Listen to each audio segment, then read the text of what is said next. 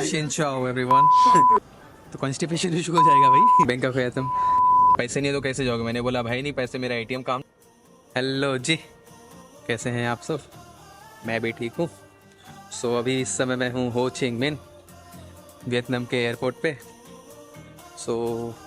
मैं यहाँ पे 8:30 बजे लैंड हुआ हूँ। अभी मेरी नेक्स्ट फ़्लाइट जो है वो है 4:30 बजे की, और इस समय बज रहा है 12:30 के आसपास कुछ, मतलब 1 बज रहे हैं यहाँ पे। तो 3 घंटे में मेरी फ़्लाइट है नेक्स्ट, जो कि जाएगी हो चिंग मिन से Vientiane, and I will be at Laos.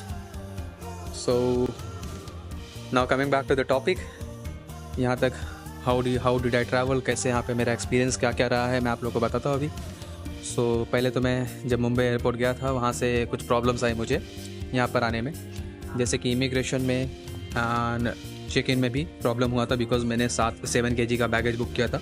मुझे टिकट पड़ा था 7,000 का, सॉरी 11,200 रुपीज़ समथिंग, जिसमें सिर्फ 7 kg बैगेज इंक्लूड था, उससे ज़्यादा नहीं।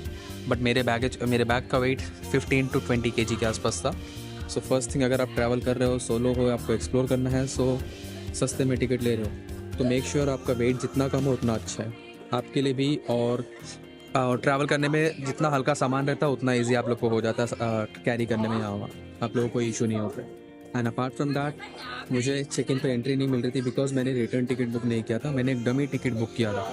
तो डमी टिकट का इशू हो गया, बिकॉज वहाँ पे वो लोग जब चेक कर रहे थे तो मेरा टिकट शो नहीं कर रहा था उन्हें, उसकी वजह से मुझे वापस से इंस्टेंटली टिकट बुक करना पड़ा, जो कि मैंने बुक किया। बट कोई इशू नहीं है, मैंने वो टिकट कैंसिल कर सकता हूँ मैं, जो कि मुझे 11,000 का वो भी पड़ा था चीपेस्ट में। And apart from that, immigration में थोड़ा सा इशू हुआ था। तो इमिग्रेशन में मुझसे क्वेश्चंस पूछे गए थे, क्यों जा रहे हो, कैसे जा रहे हो, एंड क्या प्लान है स्टे वगैरह का। तो मैंने उन्हें रीजंस दिया था, क्योंकि मेरे पास वीज़ा नहीं था तो इसलिए मुझसे इतने क्वेश्चंस पूछे गए थे।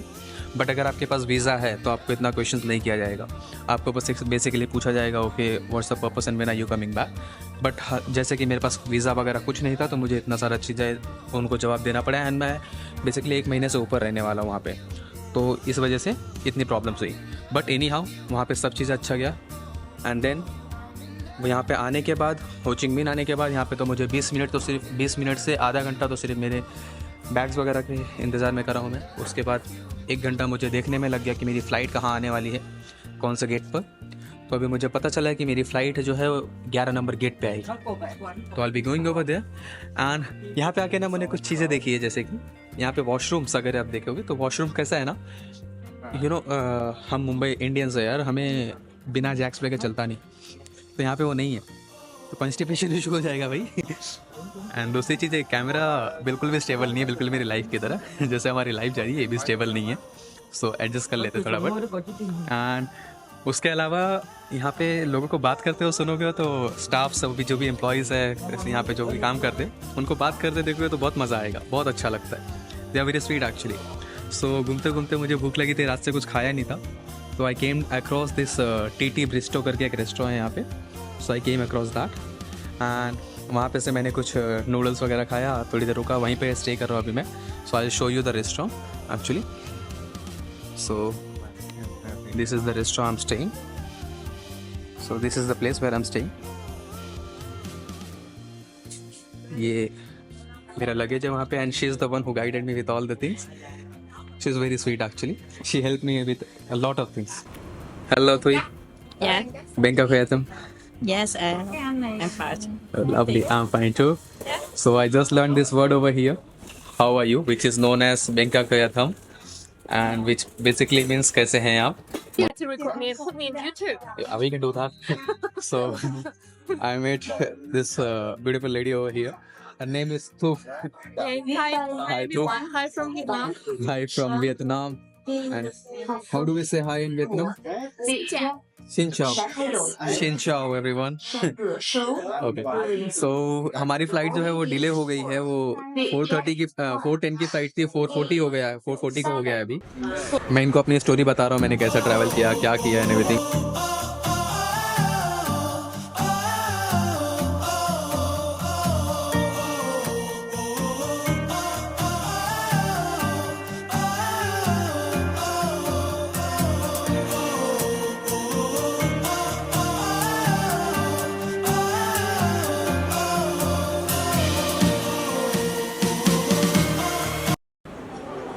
सो अभी मैं जस्ट लाओस पहुंच चुका हूँ। फ़्लाइट मेरी 5:30 को लैंड होना चाहिए था, बट मैं 2 घंटा लेट हूँ बिकॉज निकली फ़्लाइट लेट थी। सो उसके बाद में मैंने यहाँ पे आके इमिग्रेशन वगैरह सारा चीज़ें करवा लिया है। इमिग्रेशन पे हालांकि कुछ पूछा नहीं गया मुझसे, बस नॉर्मल 4,000 रुपीज़ मैंने पे किया इंडियन रुपीज़ में, जो कि 1 मिलियन किप होता है, लाओशियन किप। 1 मिलियन लाओशियन किप पे किया। और अगर यूएस डॉलर में पे कर रहे हो आप, तो आपको $40 पे करना पड़ता है। सो मैंने वो सारी चीज़ें पे करके $40 पे करके मैंने मेरा वीज़ा ले लिया है। वीज़ा पे स्टैम्प लग गया मेरा, and now I am totally free. अभी मैं यहाँ पे पूरा 1 महीने का वीज़ा मिल गया। उसके बाद मैंने सिम कार्ड लेना था, तो मैंने सिम कार्ड एक 5G ले लिया है, जो कि लगा है 1,80,000 किप, जो कि लगभग 800-900 रुपये के आसपास है, जिसमें मुझे 20 दिन के लिए 30 GB डेटा, 30 GB इंटरनेट और कॉलिंग फ्री दे दिया गया है 20 दिनों के लिए। उसके बाद उसमें मैं रीफ़िल भी करा सकता हूँ। सो अभी मैं लाओस में रहने वाला हूँ टोटल 20 से 25 दिन तक। मैं भी 1 महीना भी रह सकता हूँ, कोई एक्सपेक्टेशन नहीं है। तो ये वीडियो में मैं जैसे कि पूरा सारी चीज़ें बता चुका अभी आप लोगों की, लाओस में एंट्री कैसे करते हैं, हर एक चीज़ें कैसे करते हैं।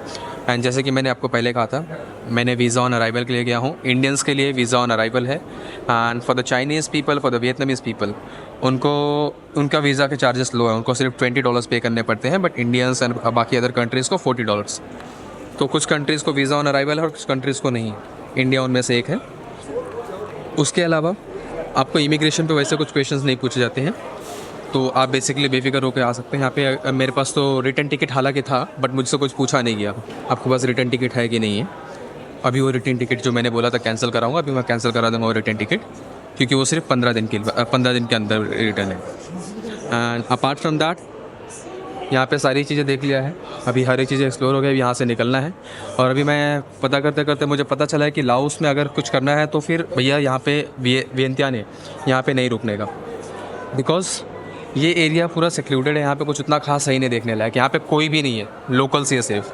अगर फॉरेनर्स वगैरह जो भी आता है वो लुआंग प्रबांग जाता है, जो कि यहाँ से 150 से 200 किलोमीटर दूर है, जिसके लिए आप बस से जा सकते हो या ट्रेन से जा सकते हो या फिर प्राइवेट कार करके जा सकते हो, इतना खर्चा कर सकते हैं। तो अभी तक का मैंने टोटल 17,000 के आसपास खर्चा हुआ है विद टिकट, वहाँ से यहाँ तक आने का इंक्लूडेड है। 11,200 का टिकट था, फिर उसके बाद 4,000 का वीज़ा, जो कि हो गया 15,200, एंड उसके बाद हो गया कि 2,000 खाने पीने का। सो टोटल 17,000 का खर्चा हुआ है अभी तक। सो यार मैंने इतने प्रॉब्लम्स फेस किए ना आने के लिए, मैं कैसे बताऊँ आप लोगों को, बट ठीक है, it is a part of journey. पहला तो ये टिकट्स मेरा कैंसिल हो गया, कभी नॉट कैंसिल, मतलब कि मेरे पास रिटर्न टिकट नहीं था, तो वहाँ से अगर रिटर्न टिकट बुक नहीं करता तो मुझे वापस भेजा जाता, इंडिया मुंबई से ही वापस घर भेज दिया जाता, मुझे रिटर्न टिकट करना पड़ा। उसके बाद मेरे फ़ोन का मतलब मेरे कैमरे का माइक जो OTG है मैंने ख़रीदा था, वो उसका OTG टूट गया है, तो फ़ोन से कनेक्ट नहीं कर सकता। और अब जो मेरा कैमरा है, कैमरे का माइक भी काम नहीं कर रहा है, तो इसकी वजह से मुझे अपने फ़ोन के थ्रू रिकॉर्ड करना पड़ रहा है पूरा वीडियो एंड ऑल। सो अभी मैं इस समय यहाँ से वियंतियाना से निकल चुका हूँ। यहाँ पे मुझे बहुत सा, यहाँ पे सुबह से बारिश हो रही है। यहाँ का मौसम का कुछ बोल नहीं सकते भैया, यहाँ पे कभी भी बारिश हो जाती है किसी भी समय। तो यहाँ पे सुबह मैं 7 बजे से उठा हूँ, अभी 10 हो रहे हैं 10:30, अभी भी बहुत बारिश हो रही है। बट मुझे अभी जाना है वियांग वेंग। पहले तो प्लान था लुआंग प्रभांग जाएंगे, बट मुझे एक्चुअली मैंने जैसे कि कहा था कि मैं यहाँ पे आऊँगा तो मैं कुछ ट्रैवलिंग करते करते ही, मेरे पास इतना बजट नहीं है, तो मैं ट्रैवलिंग करते करते ही, एक्सप्लोर करते करते ही पैसे कमा के अपना खर्चा यहाँ से निकालूंगा। सो मुझे वियांग वांग में एक जॉब मिल गई है, वहाँ पे as a social media marketer. उसके बदले में मुझे खाने को और रहने को जगह देंगे। So I am gonna be staying over there for 5 to 10 days। उसके बाद देखेंगे कहाँ जाएंगे। और लकीली मुझे यहाँ पे लिफ्ट मिल गई है। मेरे पास अभी सिर्फ 150,000 किप था, जो कि वहाँ से मैं आधे रास्ते भी नहीं जा सकता, वो 150 किलोमीटर दूर है, 120 kilometre to be very precise, 120 kilometre दूर है। और मैं यहाँ पे बैठा, यहाँ पे मेरे पास सिर्फ 1,20,000 किप है, तो उसके थ्रू मैं कहीं नहीं जा सकता हूँ। तो मुझे यहाँ के इमिग्रेशन ऑफिसर से ही लिफ्ट मिल गई है। ही आस्क मी पैसे नहीं है तो कैसे जाओगे? मैंने बोला भाई नहीं, पैसे मेरा ATM काम नहीं कर रहा है। ठीक है, अभी यहाँ से निकल चुका हूँ मैं। सो तब तक आप लोग जर्नी दिखाता हूँ कैसा जा रहा है हर एक चीज़ें। यहाँ बारिश बहुत होती है।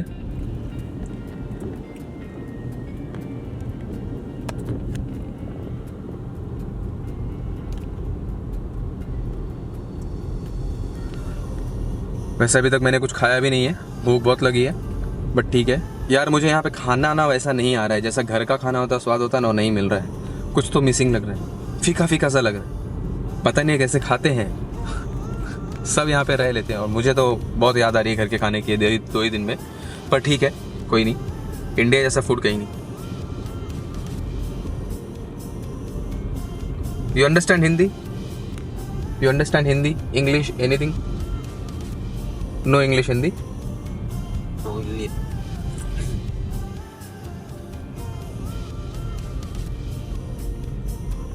I will post this on YouTube.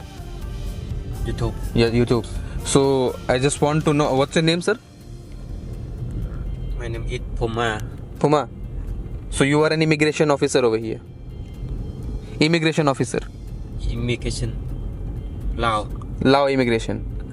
And इनसे मैंने लिफ्ट लिया, इनको मैंने बोला मेरे पास पैसे नहीं है. I am laughing because I said I have no money and you are an immigration officer.